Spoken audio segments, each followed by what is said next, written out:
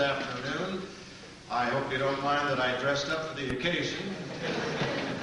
Actually, most of my workout clothes have many sequins on them. You get a good workout that way, I'll tell you that. Guys chase you all up and down the street. But anyway, we're here for, I guess you call us a clinic. And I'm not much in favor of clinics. I don't like the idea because it presupposes that some guy's going to stand up here who has this vast body of knowledge. He's going to impart things that are just going to make playing the trumpet a snap. And I don't believe that. I think the best thing you can do is find yourself a good teacher, not necessarily a great player, but a great teacher. There's a big difference. Some guys can play and can't teach. And then work very hard at it. That's the only thing that I can think to tell you. Actually, I could come out here and say, how many trumpet players are there in the audience? Would you raise your hands? And then I suppose you all want to be better trumpet players, right? And then your hands would go up again. Then I would say, well, then go home and practice. And I would walk out. And that is really about all there is to say about trumpet playing. One of the great ones, Bud Herson, the first trumpeter with the Chicago Symphony Orchestra, always says, analysis leads to paralysis. So I think you can't overanalyze. And there seems to be a growing body of players in trumpet that I can think of that are great talkers and theoreticians, you know. I mean, and they can really talk a leg off a trumpet, but they don't always seem to get the results because they're not really working at it. They're talking about it. And the practice itself, that is, you could talk about that. Why, you know, let's go over a typical practice session, and maybe I can pass along some ideas that I've picked up from different people along the line. I think the hardest part is just making up your mind to do it and getting that horn case open and getting the horn out, and then the first 15 or 20 minutes is murder sometimes. I mean, let's face it. God didn't create us specifically to play the trumpet. It's not a natural thing to put a trumpet mouthpiece on your lip. It just is not normal. And your body will resist it sometimes, and you kind of get put off by the whole thing before you can actually get into the practice session. So the important thing is to hang in there and get through that first 15 or 20 minutes, whatever it is. And I'm speaking more here to young players that are just beginning to develop their practice habits. And it gets, pretty soon you kind of get swept up with it. You begin to feel a little improvement here or think of a challenge there. And it will stimulate your practice session. And sometimes after 2 hours, they have to come take the horn away from you before you hurt yourself. To me, the important thing in a practice session and in playing in general is a correct warm-up. And right here, you run into a situation where you could take 10 great trumpet players, and you're going to wind up with 10 different warm-up sessions, all different. I know some really great trumpet players who say, I warm up for as much as an hour. Maurice Andre. And you'll find some other guys who are remarkable players and really good teachers. One guy I can think of is Don Jacoby down in Texas. Jake is just a really good teacher and a darn good player, although he doesn't play too much anymore. I mean, he just doesn't believe in warm-up. He said, you know, and he writes it out in a little book that he put out. And so there you have two different ends of the spectrum, where one guy is for at least an hour. I mean, Maurice Andre is talking about a good hour. I fall into that category. But I don't think that there's any particular thing that you have to do. I mean, I don't think there's any set rule you can go by. I'd say use the least warm-up possible. You can get into a habit of overly warming up. My reason for long warm-ups is because after years and years of putting that mouthpiece up there and pounding away on hard playing, you develop muscles and tissues that really need to be energized, and it's harder to do than it is when you're young. I think a lot of very young players really can pick up the horn, and a lot of young professional players who are very good can get by with less warm-up. But again, it's a very individual matter. I like an article that was in a magazine. I can't ever remember the name of the magazine. It's published in Switzerland. They had this wonderful article on Maurice Andre. And he talks about buzzing the lips first, I usually start off like that, then buzzing the lips. But I have a set thing. I will do little partial scale patterns like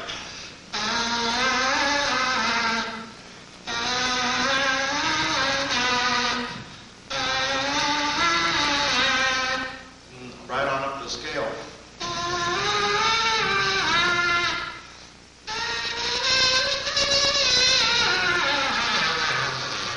Now, I don't recommend doing that too long, because what that's doing is throwing your lip into a tight position in order to buzz.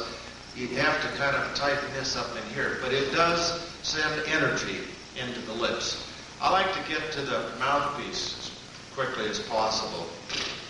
And now, I may be a lot different than 99% of you, but when I was a youngster growing up, my father was a violin player, and we didn't know anything about it. I was raised in a town of 600 people, and I didn't know anything. Nobody knew anything about warming up or how to put a mouthpiece on, and I never thought about it.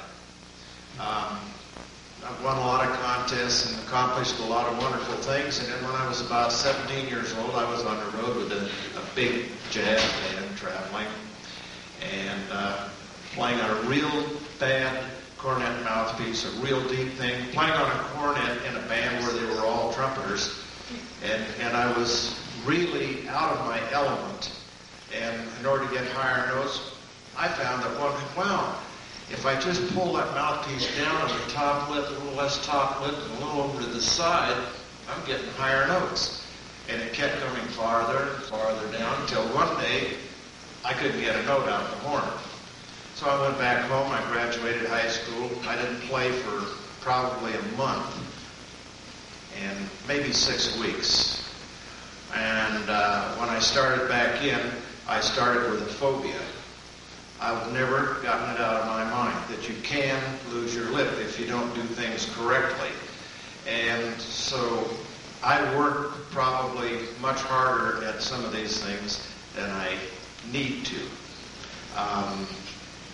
But if you don't have a problem with mouthpiece placement, then don't worry about it. My idea is placing the mouthpiece. Well, let me say why I came to this. I studied with Benny Baker in New York. Many of you probably haven't heard of Benny Baker, but he was a great player and a great teacher. And he could see that I was battling it, looking around, trying to get it and make sure that I had enough lip in there and it didn't slip down and just get them right. He said, hey, what the hell are you doing? He said, by the time you get that thing situated, the buzzing part that's in the mouthpiece is so tightened up you can't do anything. He said, you're just working yourself up into a lather. He said, just wet the mouthpiece, throw it up on a relaxed lip very quickly, so you don't have a chance to think or to gauge where it's going. So just throw it up there, and you take your breath, then set a lot of support in the corners out here.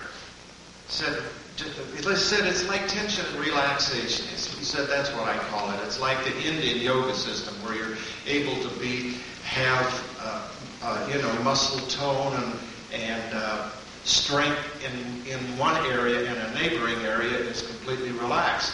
He said that's what you want to do: tension and relaxation. And he said it really doesn't matter where the mouthpiece is on your lips. because when you start to play, it's going to kind of slide into where it wants to be anyhow. But I'm still, like 30 years later, trying to get that through my head. And it takes me a long part of my warm-up to do it. But I figure I don't do anything else for a living. I got a lot of time to spend on it, so what am I missing? You probably got a lot of important things to do. Like, when you're in school, you only have a limited amount of time to practice. So, throw her up there. And now let's do our mouthpiece buzz. Right here, Alan Pizzuti just sent me the other day an instruction book that he's going to have coming out. I've even forgotten who the publisher is. It's 3 volumes. And Al has really put a lot of good stuff into these books. However, for my money, I don't know if you can get past learning a few lip slurs and some long tones and things like that. And if you could play the Arvin book and the St. Jacombs, the rest of it is just another version of that.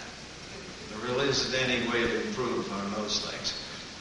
Threw it up there, and he said you go from middle G up an octave and then back down to the low C like this.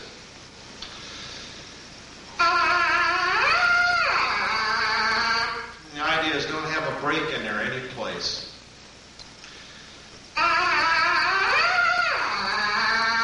And then he said if you want to change positions, do a little bit more of it. Like,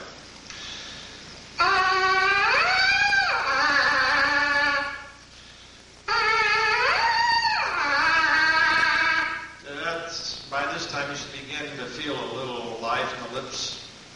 And then I switch over to just repeating a middle C.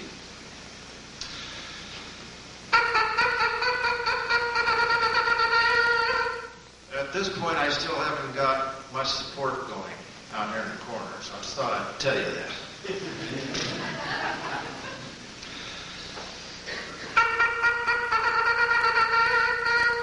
Now I go into the Jimmy Stamp book. How many of you know about the Jimmy Stamp book, James Stamp? That's a really nice warm-up book. Could actually be called a practice manual. But at this point, I go through this first series that he has in there.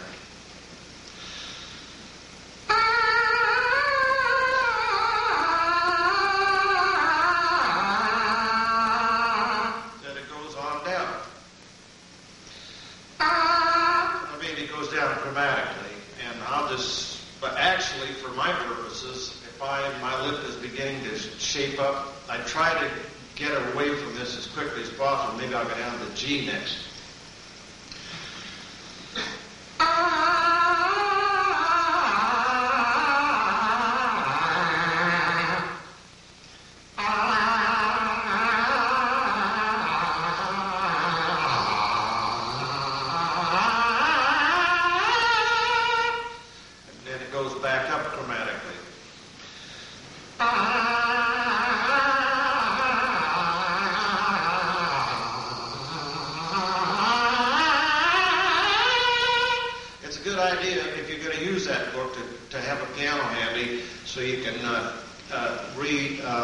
Establish the pitch every once in a while. Make sure you're playing the notes correctly.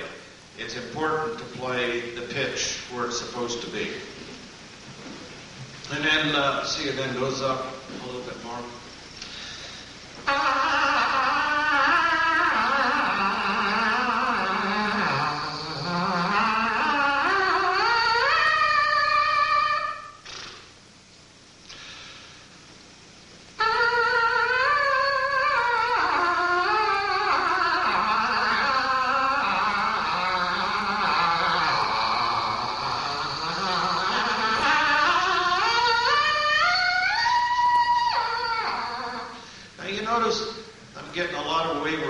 Well, that's because I was over at the YMCA working out this morning, and my nervous system is still a little up.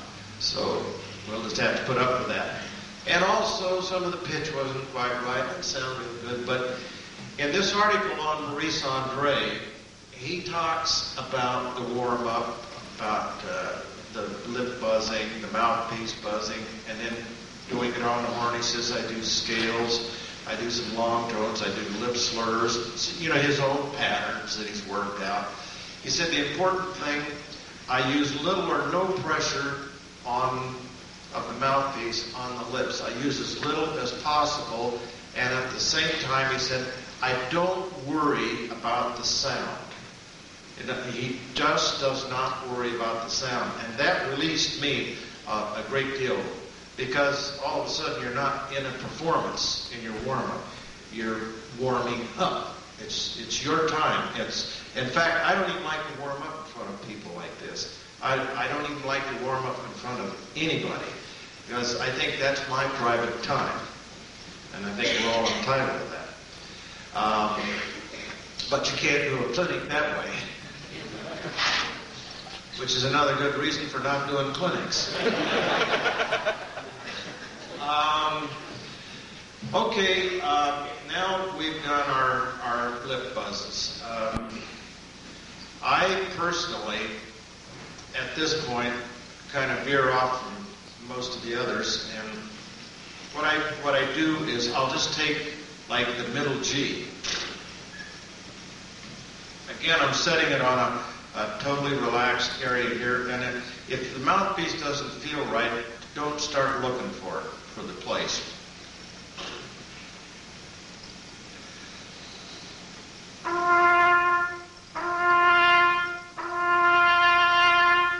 What I'm doing is trying to get as much resonance without playing loudly as possible.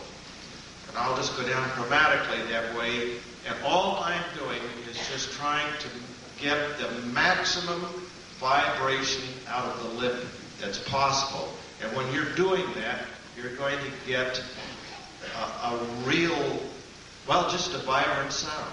And you have to just listen to hear that.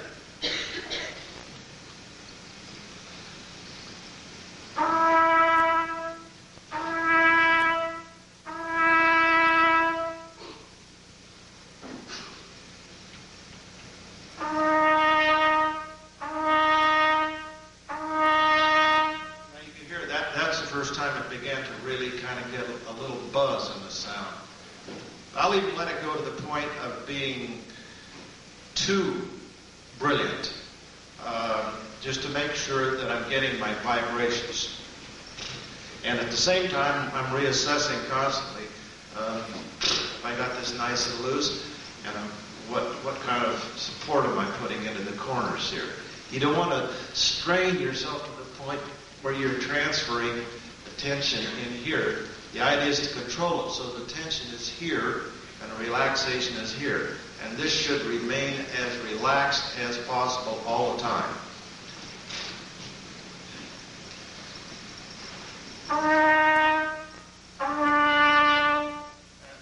Then I head on down until I get down, say, to low C. I'm not going to go through any more now because we'd be here all day. I mean, it could take me 2 hours to warm up and we wouldn't have time for anything else.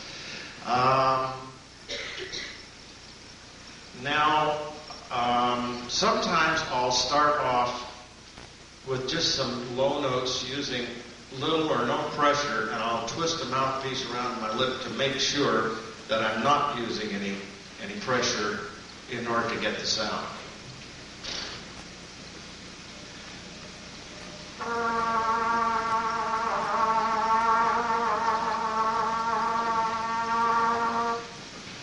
Then I add a little tonguing.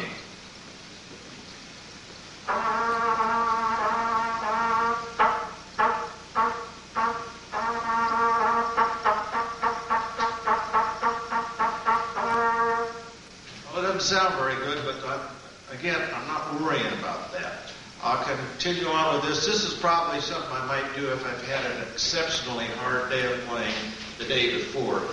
Bud Herson recommends either warming up with a bass trumpet or flugelhorn. If he's had a really tough day the day before, he'll take some really big mouthpiece and get it on there and warm up with that. I don't think that's a bad idea at all, especially flugelhorn, because there you're dealing with the same rim, and get down to those pedal tones, which is where I'm headed as quick as I can get there right now. The next thing I do is something I got out of Jimmy's stamp, and these are little lip slurs. Now, Alan Pizzuti doesn't care for lip slurs. He likes long tones.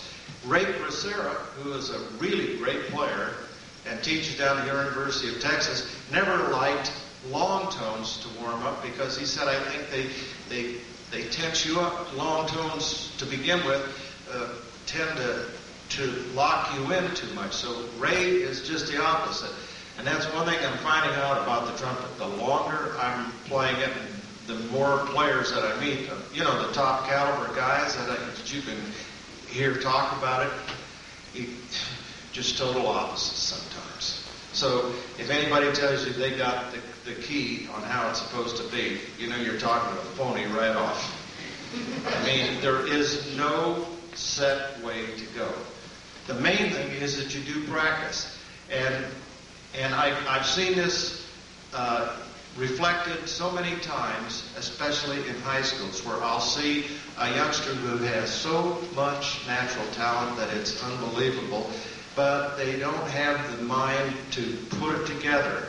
And then there'll be another kid who's more determined, he's a plodder, and maybe has a lousy embouchure and a lot of things you don't care for, but by God, he'll work his way through it, and he'll turn out to be the guy that's playing first chair when you come back there next year. He's in first chair, and the guy with all the talent is sitting down the line someplace.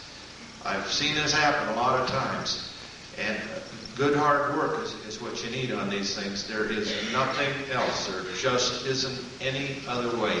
You're going to get out of it exactly what you put into it. This is a very jealous mistress right here. Okay, let's get back to the warm-up here.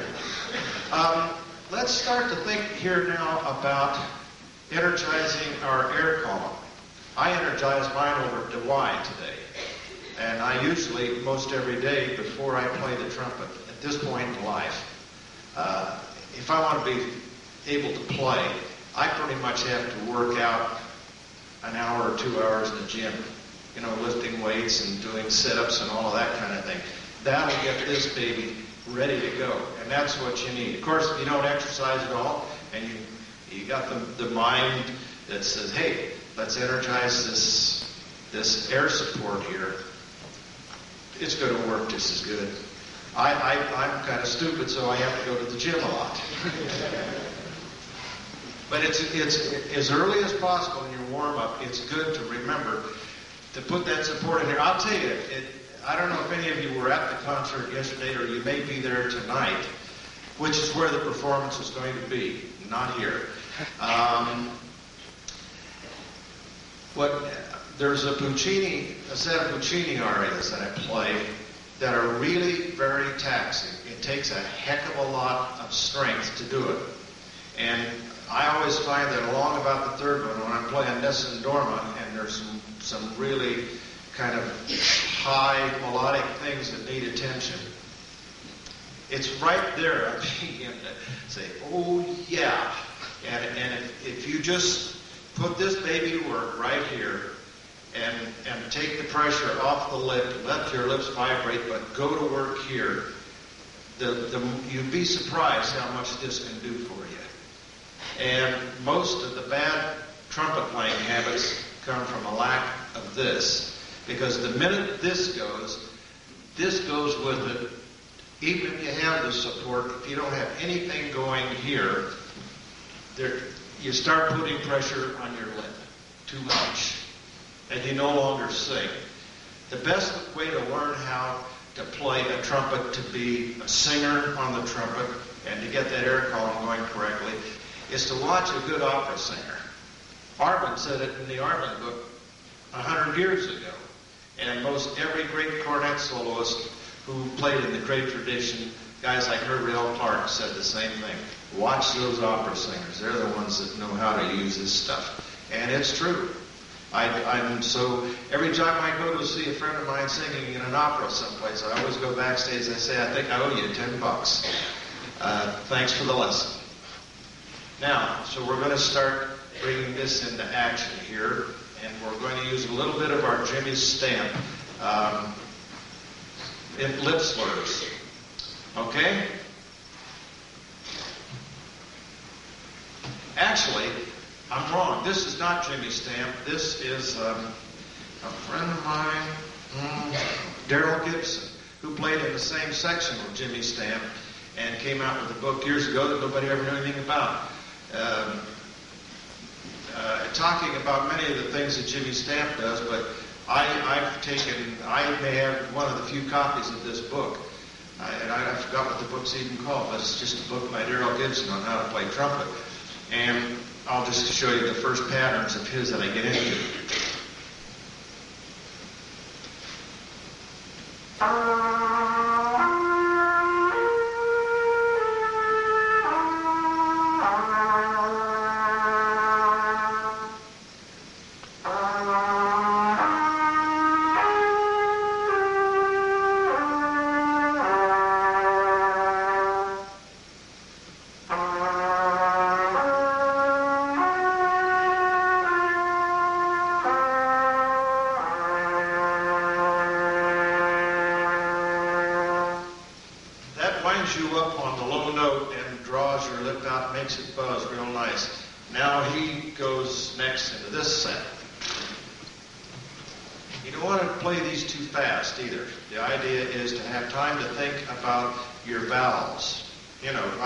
We all know that, right? For the middle, low register, oo for the middle register, and e, ah-oo, ee-oo, ah-oo, ee-oo. You got to use that, but at some point you shouldn't even have to think about that anymore. Because if you try to think about everything, every basic fact there is about playing a trumpet, it's like being on a golf course and trying to swing a golf club. Say page 1 is how it holds, page 2. By the time you get ready to hit the ball, you're thinking of so many things you can't do anything. Which is probably why a lot of those guys who are great golfers are standing up over a $50,000 putt a few times, and they start thinking too much, and they get what they call the hips, and they can't. They putt like amateurs, and that's the first thing that goes when they're playing. And that's what Bud Ursus is saying. Analysis leads to paralysis. Learn, get your facts in here, put them in your subconscious mind, and then let them go to work for you.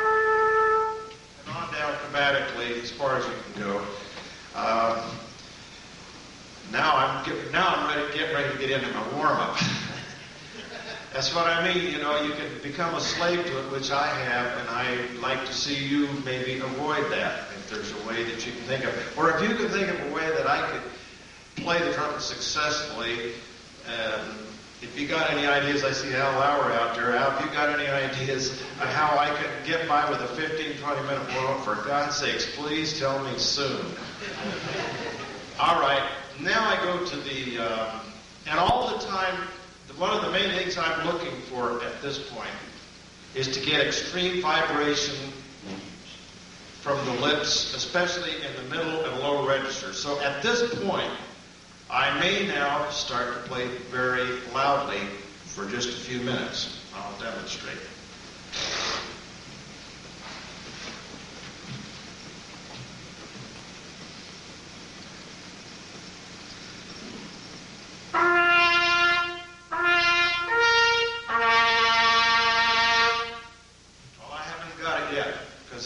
That last note would have just sung out there a little bit better.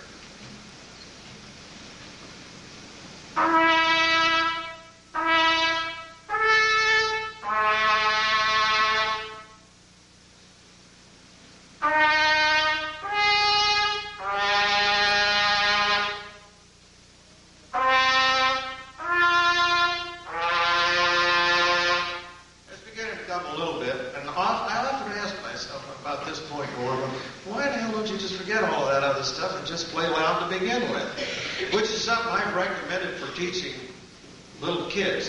If I had a little youngster to start out just beginning on a trumpet, the first thing I would do, I'd hand him the trumpet and say, try to play a note and play it as loudly as you can. Once they learn how to just make some kind of a note, and you watch them, when they're playing the way we tell them, now you pucker it up here and you do all this, and they're playing.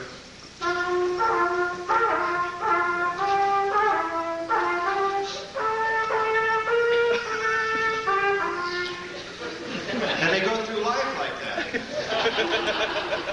Now you take that same kid and you get him mad. You say, can't you play that thing loud?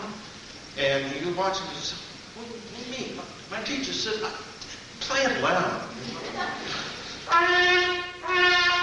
That's not loud enough. And you get him blasting off really loud, and you watch that little officer, and it just falls right into place. The support comes out here, he loosens this up, the pressure goes off the lip, and he begins to use this. He gets red in the face like a trumpet player is supposed to. And the first thing you know, he's getting a mature sound. And I've never figured out why we don't just do that. Just take the little devils and say, here, play as loud as you can for about a week, and then come on back and let's start getting serious. I don't know. It would sure be worth a try. Tell you one thing, you'd have a guy playing loud the rest of his life. Okay, now I'm into my Jimmy Stamp book. Right on page 1. The ones that I did these, did I get into this with the mouthpiece buzz?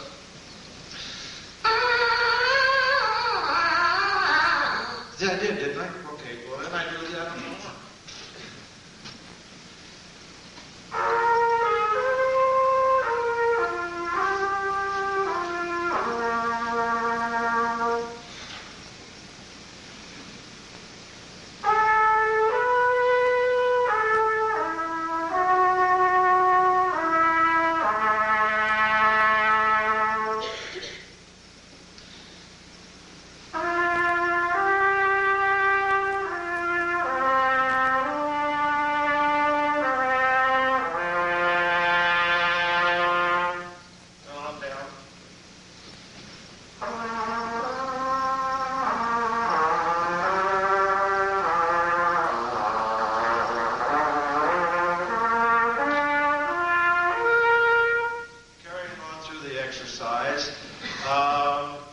Now between